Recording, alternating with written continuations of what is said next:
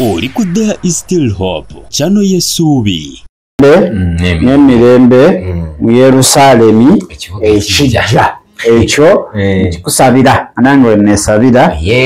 we make it so okubanga ate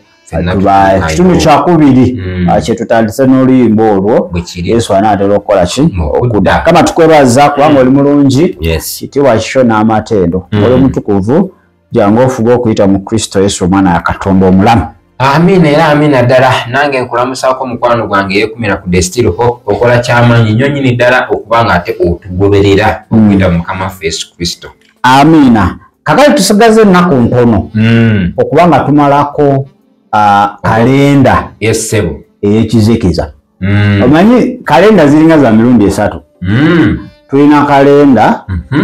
ey'ensi kwe tutambulira bwe kiri waliwo ey'Abaruumi n'Abasiraamu balina ezaabwe n'amadiini amalala kalenda z'ensi. Tulina kalenda y'ekizikiza nayo gyeri. Tulina kalenda y'Obwakatonda. Kati kalenda y'Obwakatonda ekugamba mu Peter I think ekisooka 3:8 olw'ekyokubiri egamba nti emyaka 10 ku nsi kuno tulinga lunaku lumu eri mu ggulu ye kalenda yabo weeri. Kyogamba kukya kyokoleke kukya Yesu azaalibwa n'afa tuli mu nnaku 2 zokka biziti tuli mu nnaku 2 mu maaso gaabwe mu maaso ga Katonda tuli mu nnaku 2 naye mbutukooyo aluddewo okudda kati weba Mande n'olwokubiri tuli ku Lwakubiri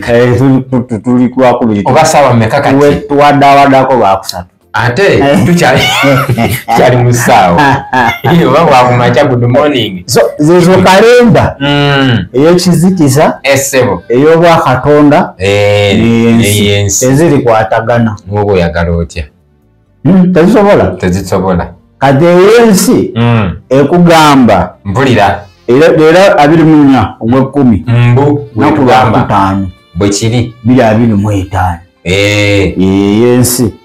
Ate waliwo ey'ensi endala ekugamba bali mu 1400 ey'Abasiraamu bo bali mu 1400 bali mu 1400 gwe nga bakyali wala. kati wano Ethiopia balina kalenda yaabwe bali nzimanyi mu 12 oba mu 5 oba mu 7 bakyali mu 27 okitegedde nkitegeera kakati ey'Obwakatonda tugikuwadde ojagala ekyokubiri 3:8 ojja kisa nfa naye mu ngero mu Zabbuli nayo gyekiri bwe kiri. kati ey'ekizikiza mpulira nawo okutaganjulira leero awo tusimba essira bali mu mwezi ogusembayo bali mu Desemba. ye Desemba yaffe ey'oku nsi bamala dde okulya Krisimansi yaabwe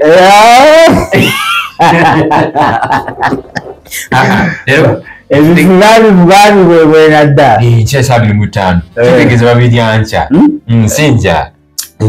babiryanca kubugulu balidde embizzi kakati ejo balidde embizzi omwaka ogwabwe kalenda eyabwe essebo eringa etuli mu maaso emyezi 2 okusinga kalenda y'ensi bwe kiri kalenda y'ekizikiza. Kati bayingira omwaka omujja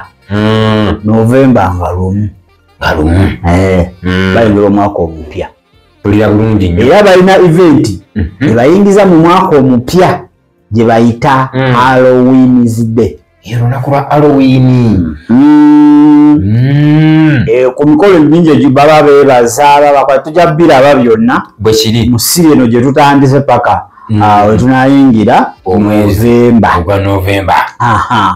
kati waliwo byoteekeddwa okumanya mpulira bulungi nnyo naddala ebikwata ku nnaku zino 2 3 n'asatu ezennaku 2 ezo Okitoba nga walaba Desemba mpulira bulungi nnyo tekyusa nnaku ebeera n'asatu mu teri Desemba eri wansi w'ezo. ekyo kituufu teriiyo atuyingira omwaka omuki omulala n'Okitoba tekyusa. Okitoba naye tekyusa bwe nerayo Okitoba y'asatu nkuwe ssente sidda ku social media ndakuniiza okuba nzire Okitoba tekyusa gwempayo kidoba na ekoma kwa 3 yamazima yene ekoma 3 mulumu bino ni ya last year yene ku last year bale mu kalenda za bagendeyo bengine ni ya last year ekeberere ya 3 mulumu buli Oktoba eba ya 3 mulumu wanga eba yingiza mu mwaka omujja oshagede kati emikolo gya Halloween oba emikolo egibatwala mu mwaka omupya gitandika nga 3 ujja kuba lwakumeka lugenda kubanga 3 si lwakusatu lugenda kuba lwakusatu lwakuna nga 3 lwakuna lwakuna ujja kuba 3 yes kati olwokusatu ekiro nga tuyingira lwakuna olwagenda okutandika official emikolo egy'okwebaza egy'okugulumiza egy'okuzza obujja endagaano buli kimu nga ffe tubeera mu bisaawe eby'enjawulo ng'ozza obujja obulamu ne Kristo omwebaza okutambuza buli kimu kyonna naye akuba ate bo basukkawo bo bagenda beyond sitaani nawaba kutulugunyiza omwaka mulamba olina okujja n'omugamba ogundegunde naawe atereka yadde ombonyeza omwana wo nsense omugambiramu ombonyabonyeza ebyo byogererabakafuuni bane nkwebaza gweweka gwasaanidde gweweka essanyu lyondaze omwaka guno gwonna sirikuta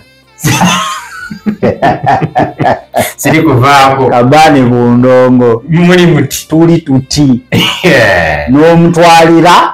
ekirabo ekyokwebaza kyetuyita thanksgiving okitegeera esebo ezo ennaku 2 olina okubanga ozimakinga very well mu mutwe gwange guno 3 mulumu emikolo egibayingiza mu mwaka omujja fesa natugamba abo mubaliki bwebanagira mbu 3 mulumu n'obupeeni bwabwe n'obupapula simalayinga mwaka mujja ife nga twawambye edda ekintu twakinyika kabera tanikakabira mu January abo gye bayita olubereberye tujja kuba tuyingidde mwezi gwa 3 awo tusooke tuŋŋaŋŋaza abo tumufaayo mumukakane bukakane ate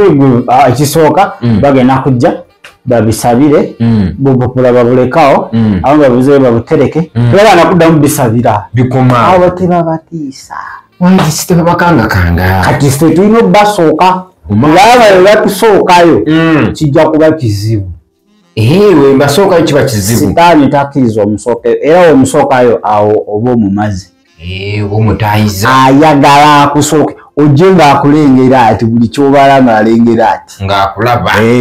lwabo wasalawo nti ogwabwe gugwako gwa 10 kati ogw'ekumi guno gulimu ebintu bingi mulimu ebintu bingi ebigenda okukolebwa mukyeyongerayo waliwo akagera akagamba nti gujja bagidde omunafu azadde ki kaliira tuli mu politikisi leero luno nyini kubaleeta ali kuyingira omwezi omulala mwaka omulala bayingira mwaka mujja leero luno akati muganda wange basigadde ennaku yemeka kanzirabe wano leero 24 basigadde ennaku nga 4 5 ku 4 awa akati zirinaku 5 ku 4 be sober minded nade ku channel yaffe y'oluzungu bagamba mugenda kukola ebintu nga biyongera accidents zigenda kweyongera bwe kiri guno omwezi mwabakwanakwana mujja kijjamu enjawulo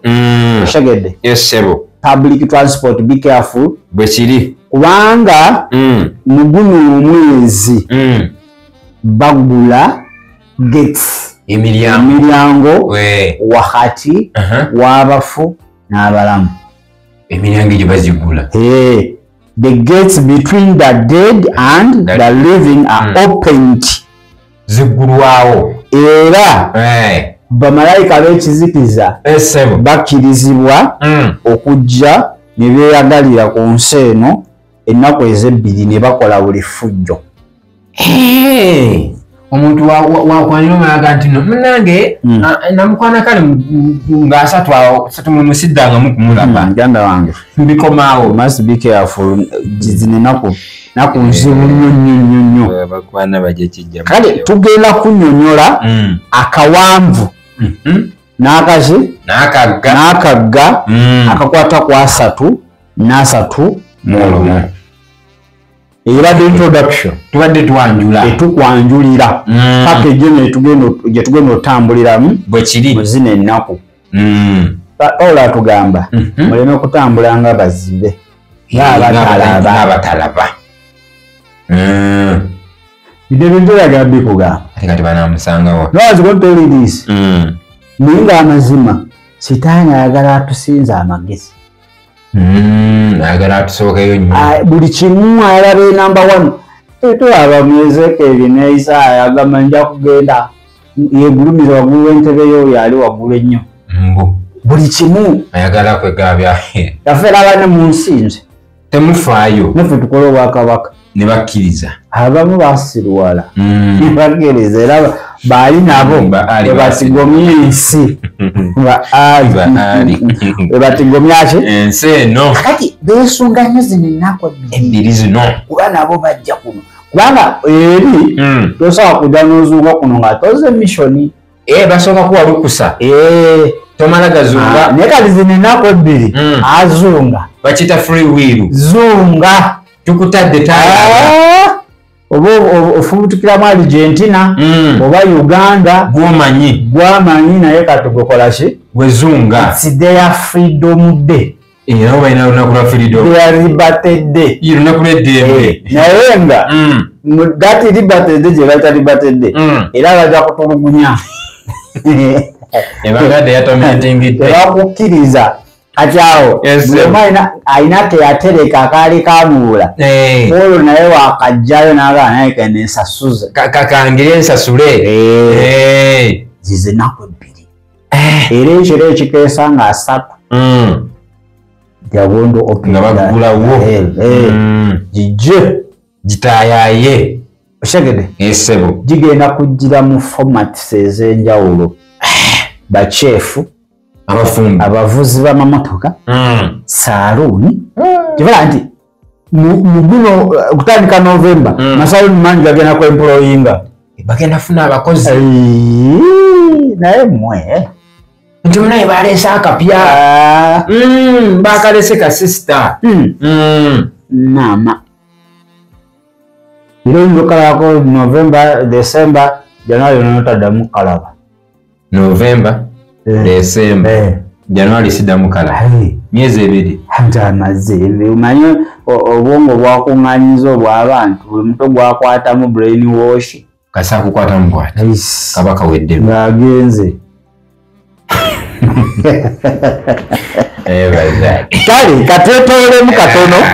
ako tukabadde ka intro kaffe nkabadde kakwanjula kati bwe tukomawo gankumi lwaki toteekeddwa kwebaka wasatu n'asatu mu olumu buli mwaka omwezi ogw'ekkumi naddala omukkiriza lwaki toteekeddwa kwebaka ennaku z'omwezi 3 n'asatu mu olumu omukkiriza buli mwaka awo tegeere bayatuuza okuganaga naye lwaki mutulemesa okwebaka kiki ekiriyo kikyo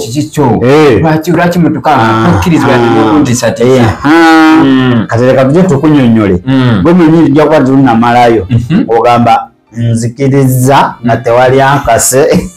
kale kiriza Kristo era nga wogambe tewali ankase kiddire mu ddala ogambe ayi Yesu nkwebaza olw'obulamu bwange nzikiriza nga tewali ankase obeera omulokozi wange mu linnya erya Yesu kale amina era amina ddala bamuyita DJ liita kale twetoolemu eddakiika emu tusobole okuba nga tetweyongerayo kituufu. Shalom. Webale kulaba There is Still Hope. Okumanya ebisingawo tukubire ku 0752 34 14 47 oba ku 0761 08 83 15. Osobola n'otufuna ku email eya tishitv74@gmail.com. Eno ye There is Still Hope, channel y'essuubi.